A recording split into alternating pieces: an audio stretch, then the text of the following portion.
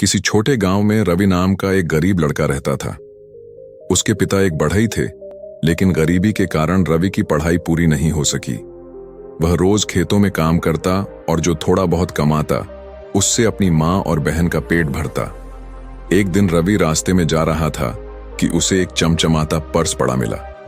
जब उसने पर्स उठाया और खोला तो उसकी आंखें फटी रह गईं। पर्स में हजारों रुपए और एक कीमती सोने की अंगूठी थी। रवि सोचने लगा, अगर मैं यह पर्स अपने पास रख लूं तो हमारी गरीबी दूर हो सकती है, लेकिन यह किसी और का है। क्या मुझे इसे वापस करना चाहिए? वह असमंजस में था, लेकिन फिर उसने फैसला किया कि वह इसे असली मालिक को लौटाएगा। रवि गांव के चौक पर खड़ा हो गया और जोर से बोला, किसी का पर्स खो गया है जिसमें पैसे और एक सोने की अंगूठी है। तभी एक अमीर व्यापारी भागता हुआ आया और बोला, हाँ, मेरा पर्स खो गया था। धन्यवाद बेटे, तुमने बहुत बड़ी मदद की है। रवि ने पर्स व्यापारी को दे दिया। व्यापारी ने पर्स खोलकर देखा और गुस्से में आ गया। उसने चिल्लाकर कहा, इसमें मेरी सोने की चेन भी थी, तुमने चोरी कर ली। रवि हैरान रह गया।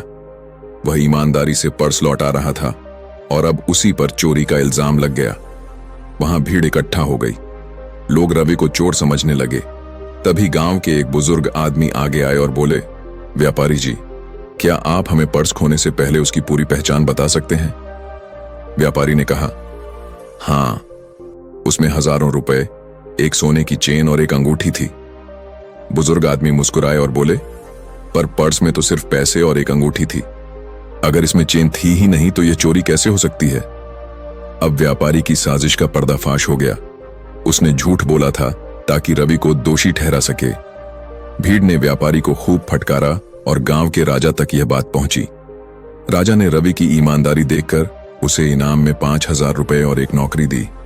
रवि बहुत खुश हुआ। उसने सोचा, ईमानदारी का इनाम देर से ही सही, लेकिन जरूर मिलता है। सच और ईमानदारी की हमेशा जीत होती है, चाहे कितनी भी मुश्किलें आएं। अगर आपको यह कहानी पसंद आई तो लाइक करें, कमेंट में अपनी राय दें और चैनल को सब्सक्राइब करना ना भूलें।